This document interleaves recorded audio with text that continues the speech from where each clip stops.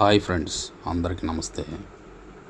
మహాభారతంలో అర్జునుడు నాగలోకానికి ఎందుకు వెళతాడు, అది ఎవరు చెబితే వెళతాడు అనే విషయం ఇప్పుడు తెలుసుకుందాము. ఒకరోజు ఉదయం హస్తినాపురం మహారాజా సభలో కృష్ణుడు మరియు అర్జునుడు అలాగే ధర్మరాజులు మాట్లాడుకుంటూ ఉంటారు. రాజదర్బారు అంతా వెండి సింహాసనాలతో మెరుస్తూ ఉంటాయి. పక్కన భీముడు మరియు నకులుడు, అలాగే సహదేవుడు మరియు వారందరూ కలిసి నిలబడి ఉంటారు.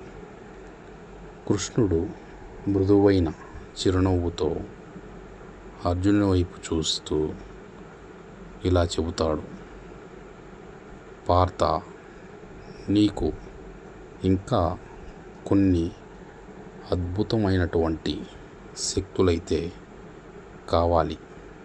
నీవు వెంటనే నాగలోకానికి నుండి దేవతా అస్త్రములను తెచ్చుకోవాలి. నువ్వు తెచ్చుకోగలవా అని కృష్ణుడు అర్జునుడితో చెబుతాడు.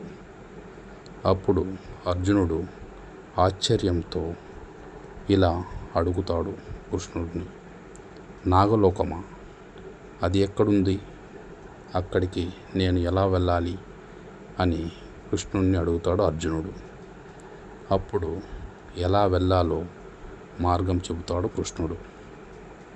అర్జునుడు ఒకానొక రోజున కృష్ణుడి సలహా మేరకు హిమాలయాల వైపు బయలుదేరుతాడు. అడవులలో అలాగే మంచు కొండలలో ప్రయాణిస్తూ ఉంటాడు అర్జునుడు. చివరికి వెళుతూ ఒక మాయా గుహంలోకైతే చేరుకుంటాడు. అక్కడ మంచుతో కప్పబడిన కొండలుంటుంది. అక్కడ ఒక పాము నుండి ఓ బాలుడిని అర్జునుడు తన ధనుర్విద్యతో రక్షిస్తాడు. అసలు ఆ బాలుడు మరెవరో కాదు, నాగలోక నాగరాజు కుమారుడు. అతను తనను కాపాడినందుకు అర్జునుడిని నాగలోకానికైతే ఆహ్వానిస్తాడు. అర్జునుడు కూడా నాగలోకం వెళ్ళాలి అనుకుంటాడు కాబట్టి ఆ బాలుడి వెంట వెళతాడు. ఆ నాగలోకానికి అడుగు పెడితే లోపల సర్పమస్తకాలు ఉన్న రాజులు, అలౌకికంగా మెరిసే నగలతో కూడిన సర్పనారీలు కనిపిస్తారు అర్జునుడికి.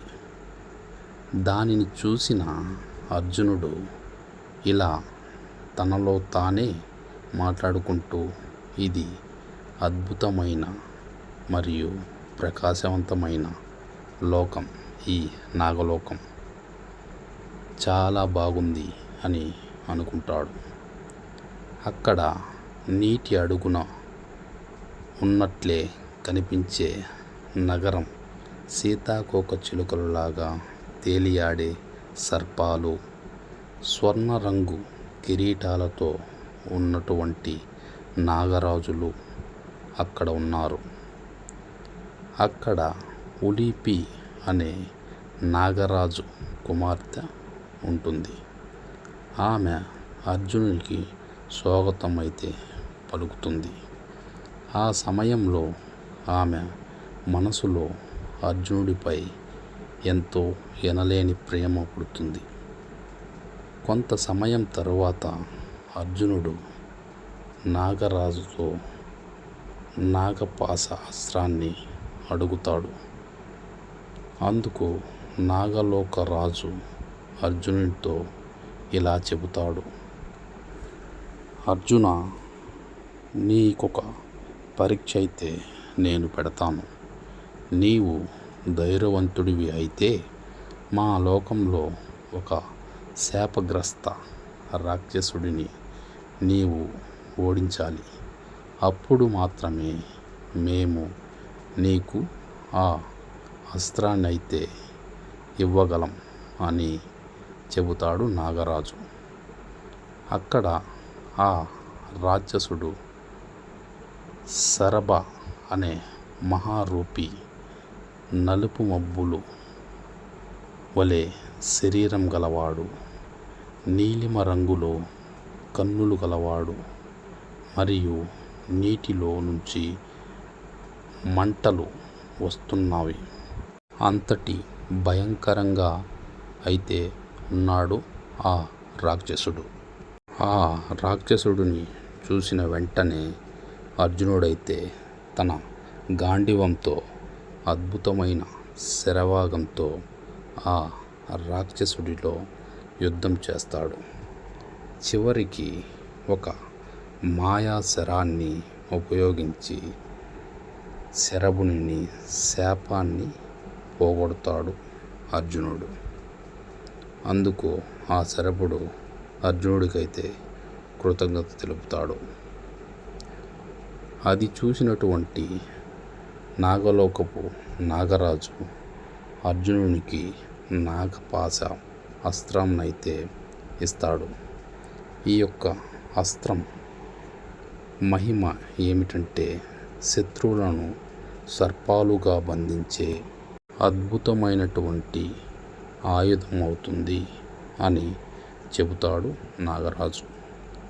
అప్పుడు అక్కడే ఉన్నటువంటి ఉలూపి అర్జునుడితో ప్రేమగా మాట్లాడుతుంది. ఉలూపి తలపై నీలి కిరీటం ధరించి ఉంటుంది. అర్జునుని ఎదుట నిలబడుతుంది. ఉలూపి నిలబడి ఉలూపి ఇలా మాట్లాడుతుంది. అర్జున, నీ ధైర్యం, నీ శాంతమైన హృదయం ఇవే నా మనసును గెలిచాయి అని చెబుతుంది. ఆమె అర్జునుడిని పెళ్లి చేసుకోవాలి అని అనుకుంటుంది. అందుకు అర్జునుడు కూడా ఆమోదిస్తాడు. కొన్ని రోజుల తరువాత ఉలూపి అర్జునుడిని తిరిగి భూమిపైకైతే పంపిస్తుంది. అతను నాగపాశం అస్త్రంతో తిరిగి కృష్ణుడి దగ్గరకైతే వచ్చి కృష్ణుడిని కలుస్తాడు. హస్తినాపురానికి తిరిగి వస్తున్న అర్జునుడు అతని శరీరం నాగశక్తులతో ప్రకాశంతో మెరిసిపోతూ ఉంటుంది. అప్పుడు కృష్ణుడు అర్జునుడిని చూస్తాడు. చూసి ఇలా మాట్లాడుతాడు చిరునవ్వుతో, ఇది నిజమైన యోధుడి యొక్క గమ్యం. శక్తికి, ప్రేమకి, ధర్మానికి కలయిక అని చెబుతాడు శ్రీకృష్ణుడు. ఇది ఫ్రెండ్స్ ఈ యొక్క కథ. ఈ కథ మీకు నచ్చినట్లయితే మన వీడియోకి ఒక లైక్ చేయండి, అలాగే షేర్ చేయండి, ఛానల్ని సబ్స్క్రైబ్ చేయండి. Thank you for watching.